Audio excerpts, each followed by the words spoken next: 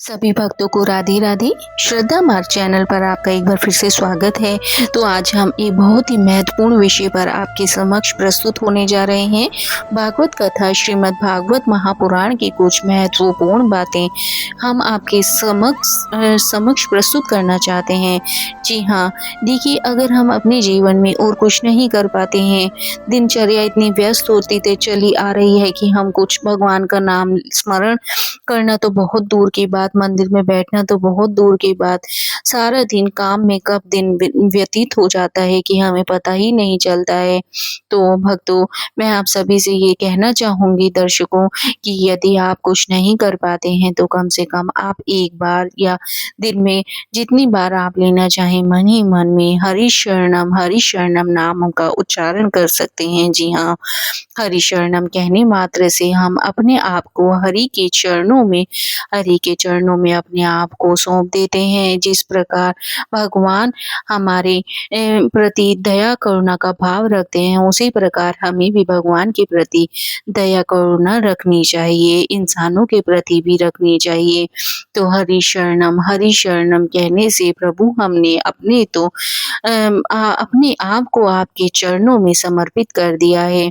तो इसी प्रकार चलिए बात करते हैं भक्ति के महत्व की। श्रीमद् भागवत महापुराण में भक्ति का महत्व भागवत कथा का केंद्रीय संदेश भागवत कथा का केंद्रीय संदेश है ईश्वर के प्रति निष्पक्ष भक्ति, जिसमें बताया गया है कि भक्ति से ही जीवन का उद्धार होता है।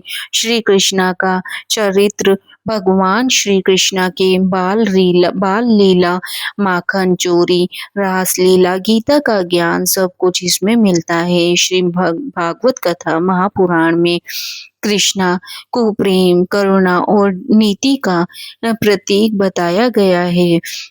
धर्म और कर्म, अच्छे कर्म करना और अपने कर्तव्य का पालन करना, ये भागवत का एक सबसे बड़ा संदेश है। जी हाँ, जो जैसे कर्म करता है वैसा ही फल पाता है। तो मोक्ष का मार्ग हम बताएंगे आपको। ज्ञान, भक्ति और वैराग्य, ये तीनों मोक्ष के मार्ग हैं।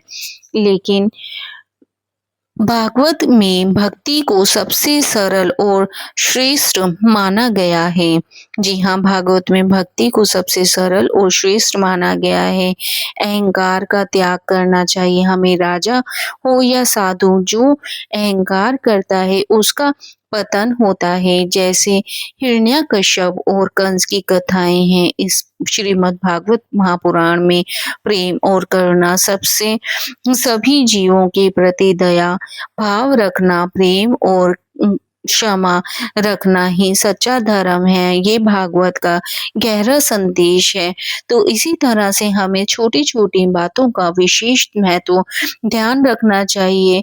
हमें यह सोचना चाहिए कि हमारा द्वारा किया हुआ प्रत्येक व्यवहार श्री कृष्ण को, प्रभु को किस तरह लग रहा होगा। जो भी हम व्यवहार प्रत्येक प्राणी के साथ कर रहे हैं, प्रभु हमारी सारी क्रिया प्रतिक्रियाओं को नोट कर रहे हैं। वही हमारा प्रारब्ध जो हम बिना दिखाए किसी को कर रहे हैं, किसी के सामने हम कुछ और करते हैं और छुपा कर जो भी हम करते हैं वही हमारा प्रारब्ध कहलाता है। अगर हम छुपा कर कुछ भी कर्म बुरा करते हैं तो उसका फल हमें अवश्य भोगना पड़ता है। सत्संग का महत्व, अच्छे लोगों की संगत से ही मनुष्य का जीवन बदलता है। सुखदेव जी और राजा परीक्षित की कथा इसका सुंदर उदाहरण है। तो चलिए बात करते हैं भागवत कथा के कुछ प्रसिद्ध श्लोक और उनका सरल अर्थ। तो इससे पहले मैं आपको ये बताना चाहूंगी, भागवत महापुराण में, श्रीमद् भागवत महापुराण में कथा में कुल कितने अध्याय हैं। देखिए, इसमें हमारे कुल अध्याय 335 हैं। कुल स्कंद 12 हैं और कुल श्लोक लगभग 18,000 हैं। ये सभी दर्शकों को लर्न होना चाहिए, सभी दर्शकों को ये पता होना चाहिए कि हमारी भागवत महापुराण में 335 अध्याय हैं, 12 स्कंद हैं और 18,000 के लगभग श्लोक हैं। 12 स्कंदों का संक्षिप्त विवरण नंबर 1 पे है। आपका प्रथम स्कंद 1 नंबर को बोलते हैं प्रथम स्कंद, द्वितीय स्कंद, तृतीय, चतुर्थ, पंचम स्कंद, षष्ठ स्कंद, सप्तम स्कंद, अष्टम स्कंद, नवम, दशम। देखिए दशम स्कंद जो होता है श्री कृष्ण लीला सबसे विशेष स्कंद माना जाता है। एकादश 11वां स्कंद माना जाता है, द्वादश 12वां स्कंद माना जाता है।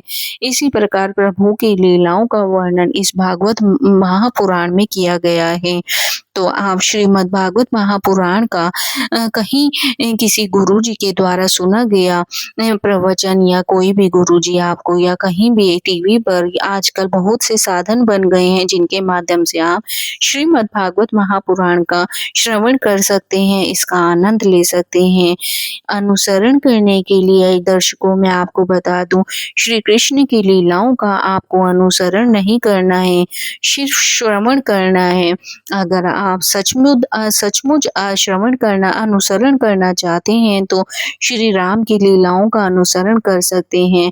ऐसा माना जाता है श्री कृष्ण की लीलाएं अद्भुत हैं और सबसे सरल नाम प्रभु श्री राम का है और सबसे दयालु प्रभु प्रभु शंकर हैं, महादेव प्रभु हैं। तो इसी प्रकार हम आपके समक्ष इसी कथाओं का रस पान कराते रहेंगे। छोटे छोटे तथ्य भक्ति से संबंधित हम आपको समझाते रहेंगे। आपके माध्यम से हम भी आपके साथ ज्ञान से जुड़ी बातों में ज्ञान रख सकते हैं। इसी प्रकार आपको हमारा कुछ संदेश पसंद आए तो प्लीज चैनल को लाइक, शेयर और सब्सक्राइब जरूर करिएगा। और सभी दर्शकों को राधे राधे। सभी दर्शक जो भी आपस में भी मिले तो हम आपस में राधे राधे कह सकते हैं।